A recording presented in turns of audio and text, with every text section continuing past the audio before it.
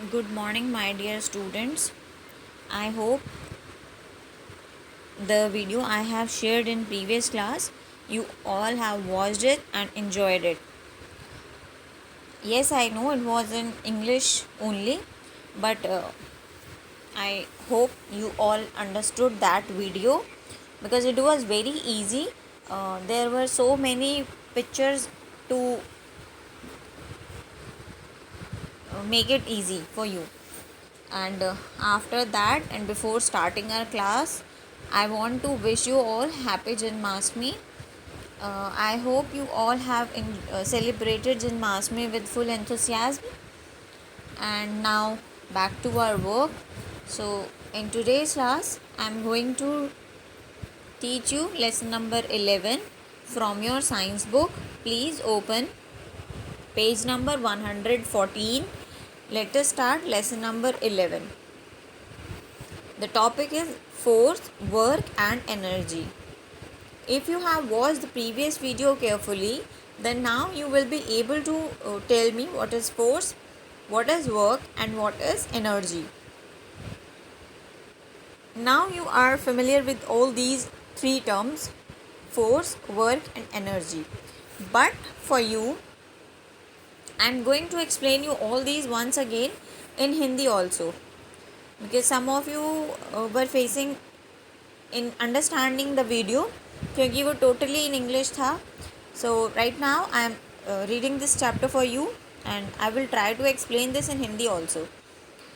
After the reading of this lesson, you will be able to know what is force, what is work and what is energy. You can differentiate between these three. ठीक है. After that, what can force do? Force से हम क्या क्या कर सकते हैं ये आपको पता लग जाएगा. टाइप्स ऑफ फोर्सेस, कितनी तरह के फोर्सेस होते हैं ये भी आपको पता लग जाएगा. वर्क क्या होता है ये आपको पता लगेगा. व्हाट आर सिंपल मशीन्स क्या होते हैं. You have heard about machines, आपने मशीन्स के बारे में सुना होगा. But there are so many kinds of machine. Some of them are simple machines and some of them are complicated machines. Okay, कुछ जो होती हैं वो बहुत सिंपल मशीन्स होती हैं जिनकी वर्किंग बहुत ईजी टू अंडरस्टैंड होती है. कुछ मशीन्स होती हैं जिनकी वर्किंग डिफ़िकल्ट टू अंडरस्टैंड होती है. बहुत सारे तामझाम उसके अंदर होते हैं. जनरल टर्म हम हिंदी लैंग्वेज में ऐसे बोलते हैं, उसके अंदर बहुत सारे तामझाम होते हैं. Okay, so those are called complicated machines या big machines. After that, you will be able to know what is energy and sources of energy. From where we get energy, हमें एनर्जी कहाँ कहाँ से मिलती है. ये सारी चीज़ें आपको समझ आ जाएंगी कब, जब हमारा ये लेसन कंप्लीट हो जाएगा. So let us start. I am reading from first line. Name these machines we use at home. You can see there are 3 machines. 1, 2, 3. So you have to write their names here. 1, 2 and 3. Okay, this is your homework. Please write it in your book only. Next, what is force? We have learned in class 3 that force is a push, pull or twist acting on a body. किसी भी body पर, body means किसी भी item पर, किसी भी चीज़ पर, किसी भी क्या, मैंने आपको लास्ट क्लास में क्या पढ़ाया था. Anything that has mass and occupies space is called matter. Yes, किसी भी मैटर पर जब हम कोई पुश, पुल या ट्विस्ट लगाते हैं तो हम उसको फोर्स बोलते हैं. To do any kind of work, किसी भी तरह का काम करने के लिए we need to apply force. हमें फोर्स अप्लाई करना ही पड़ता है. For example, we apply force when we push a trolley in a supermarket or pull a drawer or squeeze a lemon. हम अप्लाई करते हैं, क्या अप्लाई करते हैं? फोर्स. जब हम किसी ट्रॉली को सुपरमार्केट में या घर में हम किसी टेबल को पुश करते हैं तब हम उसके ऊपर फोर्स लगाते हैं. Second, when we pull a drawer, जब हम अलमारी का या हमारे ड्रॉर का हमारे क्या बोलते हैं, ये कबर्ड का ड्रॉर हम आउटसाइड पुल करते हैं तो भी हम फोर्स लगाते हैं. और स्क्वीज़ अ लेमन, या फिर जब हम लेमन स्क्वीज़ करते हैं यानी नींबू को निचोड़ते हैं तब भी हम फोर्स लगाते हैं. जान लगती है ना, उसमें ताकत लगती है. So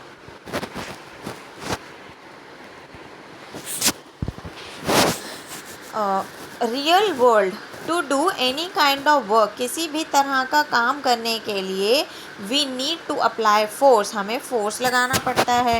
and to apply force we need energy, ताकत लगाने के लिए हमें एनर्जी चाहिए होती है, ठीक है, फोर्स लगाने के लिए हमें एनर्जी चाहिए। तो ये सारी चीज़ें वाइस वर्सा चलती हैं, एक दूसरे से रिलेट होके चलती हैं, ठीक है।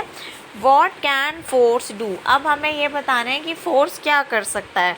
In first picture you can see there is a boy and he is trying to stop the ball, वो बॉल को रोकने की कोशिश कर रहा है। So force can stop a moving object, वो किसी जो हमारा फोर्स है वो किसी भी मूविंग ऑब्जेक्ट को रोक सकता है, उसकी मूवमेंट को स्टॉप कर सकता है। In second picture as you can see the boy is kicking the ball। So what do you understand by this? That force can move an object, कि फोर्स की हेल्प से हम किसी ऑब्जेक्ट में मूवमेंट ला सकते हैं, फोर्स की हेल्प से हम किसी ऑब्जेक्ट की मूवमेंट को रोक सकते हैं, और फोर्स की हेल्प से हम किसी रुके हुए ऑब्जेक्ट में मूवमेंट ला सकते हैं। Okay, moving on to next page. Third thing we can do with force is force can change the shape of an object like kneading dough।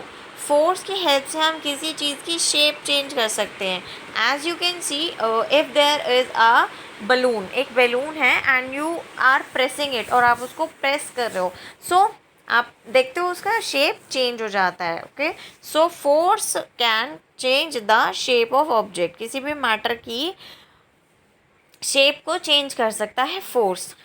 Fourth work of force is force can change the direction and speed of a moving object। किसी moving object की direction भी हम force की help से change कर सकते हैं, और उसकी स्पीड को भी हम चेंज कर सकते हैं। यानी अगर कोई ऑब्जेक्ट बहुत फास्ट स्पीड से मूव कर रहा है, so with the help of force we can minimize its speed, हम उसकी स्पीड को कम कर सकते हैं। And we can also change its direction, let's suppose वो लेफ़्ट टू राइट जा रहा है, तो अगर हम राइट में कोई फोर्स अप्लाई करेंगे तो वो राइट टू लेफ़्ट मूव करने लगेगा। Okay, imagine a cricket match in which a batsman is caught out by the fielder. एक मैच हो रहा है क्रिकेट का, उसमें किसी बैट्समैन को फील्डर ने आउट कर लिया उसकी बॉल कैच करके। When the batsman hits the ball with his bat, जब बैट्समैन ने बॉल को अपने बैट से मारा, he moves the ball away from himself by applying the force। उसने बॉल को अपने आप से दूर कर दिया, कैसे? फोर्स की हेल्प से, उसने बॉल पर फोर्स लगाया ना बैट की हेल्प से। The fielder who catches the ball also uses force to stop and catch the ball। देखो, पहले बॉलर ने फोर्स लगाया बॉल फेंकने में, फिर उसके बाद बैट्समैन ने फोर्स लगाया बॉल को अपने आप से दूर, उसकी डायरेक्शन चेंज करने में, और उसके बाद थर्ड टाइम फील्डर ने फोर्स लगाया बॉल पर, बॉल की स्पीड को स्लो करने में और उसको कैच करने में। ओके, तो मैंने आप यहाँ पर आपको तीनों चीज़ें समझा दी। क्या क्या? कि फोर्स से हम एक तो डायरेक्शन चेंज कर सकते हैं जो बैट्समैन ने की, क्योंकि पहले बॉल उसकी तरफ आ रही थी, उसने बैट से उसको हिट किया और बॉल उससे अगेंस्ट डायरेक्शन में जाने लगी। सेकंड, जो फील्डर था उसने बॉल को जब कैच किया, then he uses his force to minimize the speed of ball और टू स्टॉप इट्स मूवमेंट, उसकी मूवमेंट को रोकने के लिए, ठीक है। एंड थर्ड इज, जो बॉलर ने फोर्स लगाया, बॉलर ने बॉल के ऊपर फोर्स लगाया बॉल को अपने आप से दूर करने में, उसकी स्पीड हाई करने में, ठीक है, उसकी स्पीड बढ़ाने में। Now the fielder who catches the ball also uses force to stop and catch the ball while the game is going on। अभी जबकि गेम चल रहा है, the batsman hits the ball in different direction trying to score runs। ये मैंने आपको समझाया। This explains all the things that force can do। The batsman may hit the ball hard to make it move faster or hit it lightly to make it move slowly। अगर batsman चाहता कि ball slow जाए तो वो उसके ऊपर slow force लगाता, कम force लगाता, तब बॉल स्लो मूवमेंट में जाती। अभी उसने ज़्यादा फोर्सफुली मारा तो बॉल ज़्यादा तेज़ गई। Now look it up, find out different examples of push and pull that happens in your classroom. आपको अपने क्लासरूम में डिफरेंट एग्जाम्पल सेट करने हैं, मुझे बताना है कि क्लासरूम में पुश और पुल के कौन कौन से एग्जाम्पल्स हो सकते हैं। Now I am going to explain you different types of forces. कौन कौन से टाइप के हमारे पास फोर्सेस होते हैं, पहले तो आपको ये समझ आ गया होगा कि फोर्सेस होते क्या हैं। Now you have to understand how many types of forces are there. Force can be of various types. Force बहुत सारी तरह का हो सकता है, लाइक ग्रेविटेशनल फोर्स और gravity. First of all that is gravitational force, जो अर्थ में होता है, जिसको हम ग्रेविटी भी बोलते हैं। Next is frictional force, third is muscular force, fourth is mechanical force, and fifth is magnetic force. We will learn about them gradually in this lesson as we read on this chapter, and we will gradually learn in depth about these types of forces. So first of all, it is gravity or gravitational force. Gravity is the force by which the earth pulls everything towards itself. Gravitational force earth का वो force होता है जिसकी वजह से अर्थ हर चीज़ को अपनी तरफ अट्रैक्ट करती है। The force of gravity is acting upon us at all times. जो अर्थ का ग्रेविटेशनल फोर्स है वो हमारे ऊपर हर समय लगा रहता है, तभी हम अर्थ के साथ अटैच्ड रहते हैं। अदरवाइज जैसे स्पेस में चीज़ें मूविंग उड़ती रहती हैं, ऐसे हम भी उड़ते रहेंगे। If there is no gravity in earth, so हम जैसे स्पेस में सारी चीज़ें उड़ती रहती हैं, हम भी वैसे उड़ते रहेंगे। ठीक है, we are stuck to this ground due to the gravitational force the earth has. Let's try. Toss a coin upward. एक कॉइन को ऊपर की तरफ उछालना है। व्हाट हैपन्स टू इट, अब उसको क्या हो रहा है आपको ये देखना है। ठीक है, क्या हुआ उसको। It goes up and then comes back down. वो ऊपर जाएगा फिर नीचे आएगा। This shows the effect of gravity. इसी से हमें फोर्स, ग्रेविटेशनल फोर्स के बारे में पता लगता है। Real world. Sir Isaac Newton was the first person to notice the force of gravity when he observed an apple falling down from a tree. Sir Isaac Newton, he was a great scientist. So I want you write 5 lines about him. आपको sir Isaac Newton के बारे में 5 lines लिखनी है। In those lines you have to write his date of birth, his date of death, his achievements in life, and where he was born, and so on. You can write about him. Okay, you have to write 5 lines about Sir Isaac Newton. वो एक बहुत great scientist थे। उन्होंने ही सबसे पहले gravitational force के बारे में पता लगाया था। There was a story, like one day he was sitting under an apple tree. Suddenly an apple falls. He was very upset that day actually. Suddenly an apple falls on his head, so he got irritated and thought, why didn't this apple goes upward? उन्होंने सोचा कि मैं already इतना परेशान हूँ, ये Apple भी आके मेरे सिर के ऊपर गिर गया है, ये ऊपर की तरफ क्यों नहीं गिर जाते हैं सारे। From that day he started looking for the force, the reason behind it actually. He started looking for the reason behind it कि सारी चीज़ें नीचे ही क्यों गिरती हैं। Then finally he reached the conclusion that there is a force in earth that is called gravitational force, due to which everything comes down, जिसकी वजह से सारी चीज़ें नीचे आती हैं। ठीक है, फिर उन्होंने पता लगा ही लिया फाइनली कि अर्थ के अंदर एक खुद का फोर्स है जिसको हम ग्रेविटेशनल फोर्स बोलते हैं, और उसी ग्रेविटेशनल फोर्स की वजह से सारी चीज़ें नीचे की तरफ आती हैं, और हम भी इस अर्थ पर इसीलिए चिपके हुए रहते हैं कि क्योंकि उसके अंदर एक ग्रेविटेशनल फोर्स है और वो ग्रेविटी हमें अपनी तरफ अट्रैक्ट करती है। Okay, look it up now. Why does everything float in space? Space में सारी चीज़ें क्यों फ्लोट करती हैं? I explained you, because there is no gravity, क्योंकि वहाँ पर कोई ग्रेविटी नहीं है। Now students, moving on to next page, that is our next force, friction और फ्रिक्शनल फोर्स। फ्रिक्शन या फ्रिक्शनल फोर्स के बारे में अब हम पढ़ने जा रहे हैं। Friction occurs when to surfaces move और स्लाइड अगेंस्ट वन अनदर। जब दो सरफेसेस एक के ऊपर एक रगड़ते हैं तब फ्रिक्शन बनता है और इनके बीच में जो फोर्स आता है उसको हम ग्रेविटेशनल फोर्स बोलते हैं। The force of friction opposes in opposite direction the motion of an object, causing the moving object to slow down or to come to a stop completely. If there was no force or friction, a moving object would continue to move and not stop.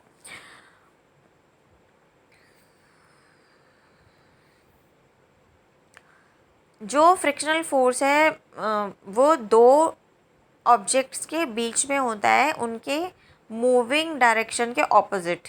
ठीक है, इसकी वजह से, क्योंकि ये opposite direction में लगता है ना, इसकी वजह से किसी भी मूविंग ऑब्जेक्ट की जो स्पीड है वो धीरे हो जाती है या और फिर वो मूविंग ऑब्जेक्ट पूरी तरह से रुक जाता है। ठीक है, if there was no force of friction, अगर इस तरह का कोई फोर्स ना हो, कौन सा, फ्रिक्शनल फोर्स ना हो, तो मूविंग ऑब्जेक्ट कभी भी नहीं रुकेगा, वो मूव करता रहेगा। Friction between our shoes and the ground prevents us from slipping, and the friction between car tires and the road prevents the car from sliding out of control. हमारे जूतों और ग्राउंड यानी ज़मीन के बीच में जो फ्रिक्शन फोर्स होता है उसकी वजह से हम फिसलने से बच जाते हैं। हम कब फिसलते हैं? हम तब फिसलते हैं जब हमारे शूज़ नीचे से बिल्कुल फ्लैट हो जाते हैं। फ्लैट होने के बाद हमारे शूज़ और अर्थ के बीच में कोई भी फ्रिक्शन नहीं रह जाता है, क्योंकि वो फ्लैट हो जाता है एकदम, तब वहाँ कोई फ्रिक्शन नहीं रह जाता है and we use to fall, हम स्लिप हो जाते हैं और गिर जाते हैं। ठीक है, इन द सेम मैनर जो कार के टायर्स होते हैं उनके बीच में भी गैप इसलिए बनाया जाता है so that they would run smoothly, वो स्लिप ना हो। उनके बीच में और अर्थ ग्राउंड के बीच में एक फ्रिक्शन बना रहे। ठीक है, जो हम माचिस जलाते हैं वो भी इसीलिए जलती है क्योंकि जब उन दोनों के बीच में फ्रिक्शन आता है, माचिस के तीली के टॉप और जो उसके ऊपर एक रफ सरफेस होता है साइड में, उन दोनों के बीच में एक फ्रिक्शन आता है जिसकी वजह से माचिस की तीली का टेम्परेचर बढ़ जाता है और वो जलने लगती है। Real word, striking a matchstick against the side of a matchbox gives out spark due to friction between the two surfaces. ठीक है, the rougher the surface the more will be the friction produced. कोई surface जितना ज़्यादा rough होगा उसमें उतना ज़्यादा friction force होगा। Okay, it is easier to pull और push an heavy object over a smooth surface due to less friction. किसी भी चिकने सतह से किसी हैवी चीज़ को खींचना, पुल या पुश करना इजी होता है बजाय इसके कि हम उसे किसी खुरदरी जगह से खींचें। 4. Friction is reduced by applying lubricants to surfaces पर, यानी किसी भी सतह पर जब हम ल्यूब्रिकेंट्स लगा देते हैं, यानी चिकनाई भरी कोई चीज़ लगा दें तो फ्रिक्शन कम होने लगता है। You may have seen people applying oil to machine parts. आपने देखा होगा कि लोग जो है वो मशीन पार्ट्स को ऑयल लगाते हैं in order to make them work smoothly, ताकि वो बहुत स्मूथ तरीके से काम कर सकें। Word power, now what you should know that what are lubricants. Lubricants होते हैं चिकनी चीज़ें, substances like oil and grease which are used for reducing friction. कुछ चीज़ें जैसे कि तेल या चिकनी चीज़ें जिनका इस्तेमाल फ्रिक्शन को कम करने के लिए किया जाता है उन्हें लुब्रिकेंट्स बोलते हैं। ठीक है, लेट्स ट्राई, ये आपको ट्राई करना है। Let's read first. Rub your hands together, पहले दोनों हाथों को आपस में रगड़ो। डू यू फील वार्मर, क्या आपको गर्मी महसूस होती है? The heat that you feel on your hands is actually a result of friction. जो गर्मी आपने अपने हाथों के बीच में महसूस की है वो फ्रिक्शन की वजह से ही आई है। Now apply some lotion on your palms and spread it evenly. आप कोई क्रीम, जो विंटर क्रीम्स होती हैं, अप्लाई करो अपने हैंड्स पर, lotion, body lotion type. Once again, एक बार फिर, रब योर हैंड्स टुगेदर, दोनों हाथों को रब करो। Do you still feel the heat, क्या अभी भी आपको गर्म महसूस हो रहे हैं अपने हाथ? The lotion will reduce the force of friction and less heat will be produced. अब क्या हुआ, लोशन की वजह से आपके हाथों में जो रफनेस थी वो एकदम स्मूथ हो गए हाथ, और उनके बीच का फ्रिक्शनल फोर्स कम हो गया। फ्रिक्शन फोर्स कम होने के बाद दोनों हाथों के बीच में कम हीट बनी, तो आपके हाथ कम गर्म हुए। ठीक है, look it up, find out the names of some lubricants use to reduce friction. कुछ लुब्रिकेंट्स के नाम आपको बताने हैं जिनका इस्तेमाल फ्रिक्शन को कम करने के लिए किया जाता है। Moving on to next page, there is one more force, that is muscular force.